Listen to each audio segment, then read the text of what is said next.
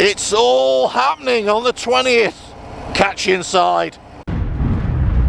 RevelatorAlf. Hello, welcome to RevelatorAlf. Hope you're enjoying the channel and the series. Please like, share, subscribe, leave loads of comments below. Check out the website RevelatorAlf.com. So, in this video, I'm going to be talking about, yes, the ride, the endurance ride, the big Harley Great Britain Challenge, and how I'm going to do it. Right, so I've just popped down to a chap actually who contacted me over Facebook actually, and thanks very much, because I needed a backup motorcycle sat nav for this ride. Now, I've ordered one online. I'm not sure if it's going to arrive in time. I usually ride off my phone, and that's, you know, that's all fine and dandy, but I actually needed one as a backup just in case, so that's exactly what I've done. I popped down there, he said, yeah, I've got one, so I thought I'd come down and get it off him, which I have. So there we go. Yeah, it was really good. Dave, thanks very much, Dave, and he's a really nice fellow. We had a long chat over a coffee about bikes and Harleys and things. Got a lovely street bob in his possession. Absolutely gorgeous bike. Lots of lovely work done to it. So yeah, really good meeting him, and thanks very much. And yeah, I'll be fitting this Garmin to my bike as well as a backup for this ride. Now, I suppose the ride is going to start now on the 20th of this month, and I'm going to start early hours of the morning. I've already put out a video about the route, so I'm going to be starting about 1 or 2 o'clock in the morning to try and get the busiest part of the country out the way with the least amount of traffic density.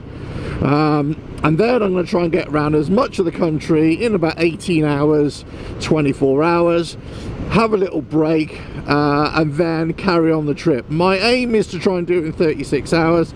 I think it's more likely going to be 48 plus hours. It really depends. It depends how tired I feel, it depends what the weather is going to be like. So one of the big things I'm doing now is actually thinking about the ride, thinking about the bike and preparing the bike as best as I can. Now, I think if I was ever going to advise anybody on these big adventure rides, or big endurance rides I should say, more than anything, is that you don't actually plan for the ride or the journey or the distance. What you do, you plan for eventuality, and you plan just to keep on riding, keep on rolling. That's the key. Yeah, so what you don't want to do is be not focus on the actual legs or the distance that you got to cover, because it's such a big daunting task. You've just got to think, right, okay, I need to get to this next point, I need to keep on rolling through. So how do you achieve that? Well, you want to try and think of all the possibilities that are gonna make you stop, or if you do have to stop, minimize your time stopping. So you're really talking about your average speed around the whole route, as opposed to trying to achieve a maximum speed. Maximum speeds that, you know, don't mean anything really. It's your minimum speed that's going to be the issue, or your stopping time. So really, if you got, you know, tools, what kind of tools am I going to take? Well, I've made videos in the past, so you can check that out about kind of tools, but essentially I'm carrying tools and bits of equipment and you know, cable ties and duct tape and all that kind of stuff, just so if I have to do little roadside repairs, you know, if something comes loose, I can quickly tighten it up and away I go. It's that kind of thing. Clothing. Now, clothing is an interesting one. You know, I've got all the waterproofs, I've got all that sort of stuff, but what I've found is that some of the waterproofs and over rain suits that I've been using are just not that good in heavy rain. I mean, torrential rain, and I've kind of tried that over the last sort of couple of weeks. I've been riding in torrential rain, just not good enough. So I've actually invested in a brand new rain suit, but I'm still going to carry my other rain suits as well. So I might, what I'm going to do is go for a multiple layered approach on that. The other thing now, I just had a long chat with Dave actually about gloves, motorcycle gloves, and you know, heated gloves and all this sort of stuff, all the different options. So one of the things that I wanted to do was get these battery operated motorcycle gloves, but one of my concerns was about having the charge in them throughout the whole period. Now I could get spare batteries, as Dave has just told me, but here's one of the issues. It comes also down to a cost issue. I mean, you could put loads of money on. I'd already ordered a pair of these gloves. They didn't arrive, so I'm having a big tug of war with the supplier, so that's not very good. I was also thinking about going for a connected heated gloves as well to the bike, but that's something that I'm going to stay away from. I want to try and minimize the amount of power that I'm draining from the bike whilst I'm riding. So what I'm doing now is actually I'm going back old school. I think that's what I've decided to do, in that just some warm gloves. I'm actually going to fit bar mitts actually on the bike as well, and you know, coupled with winter weight gloves, waterproof gloves. I'm going to actually have these bar mitts, so keep my hands warm, a little bit waterproof as well, and that will help along the way. I'm hoping that will. That's what I'm going to be testing over the next couple of weeks as well. The other thing which I'm going to be doing is also looking at the bike. What am I going to do to that? Now the bike is completely standard, of course, but it's actually changing the bike or modifying the bike for the ride.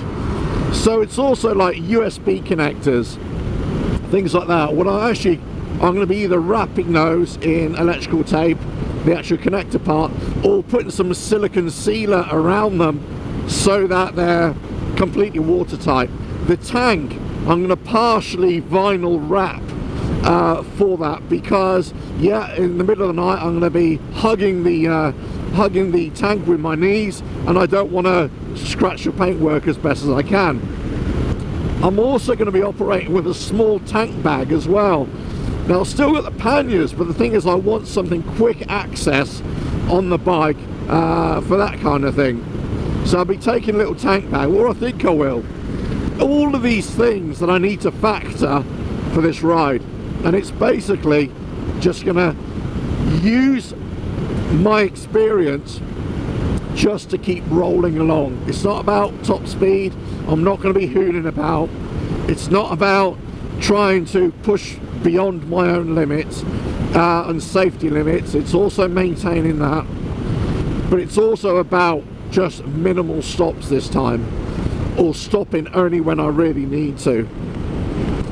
And I'll see how it goes. You know, you'd never really know on these rides until you actually do it whether it's actually going to be a problem. But what I will say this, I've been so pleased with the amount of messages and comments that I've already got, and the emails that I've already got from people offering support.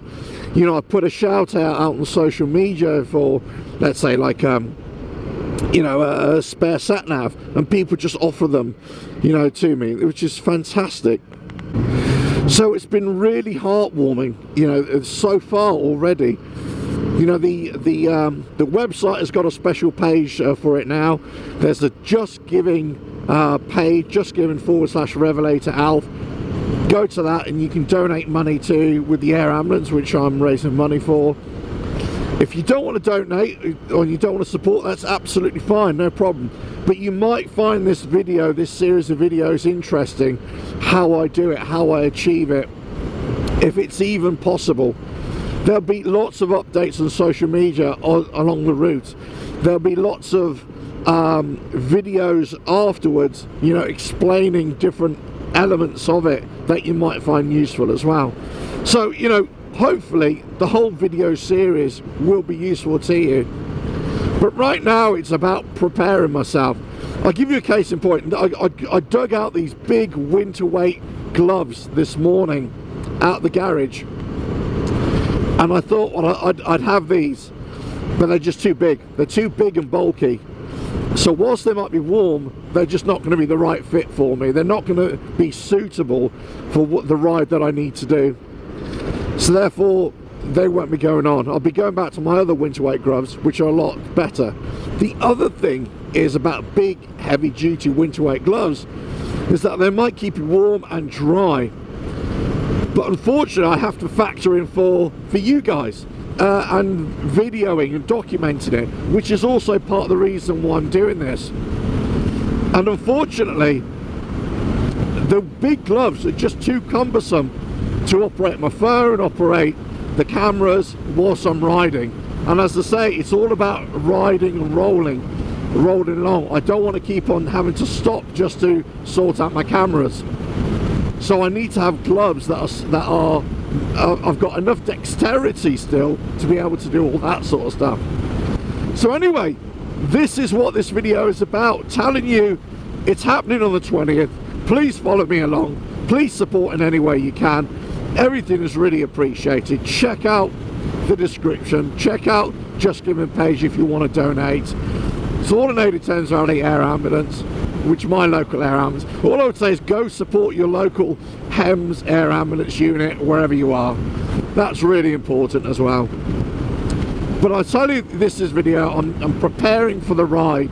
I'm preparing myself about sleep deprivation, about running on empty, different foods, but I'm also looking about the bike and the ride and how best I can, and I'm experimenting with how best just to keep rolling along. And I've got a little trick up my sleeve about trying to fend off saddle soreness, and I'm probably going to do a separate video after the ride to see if that works.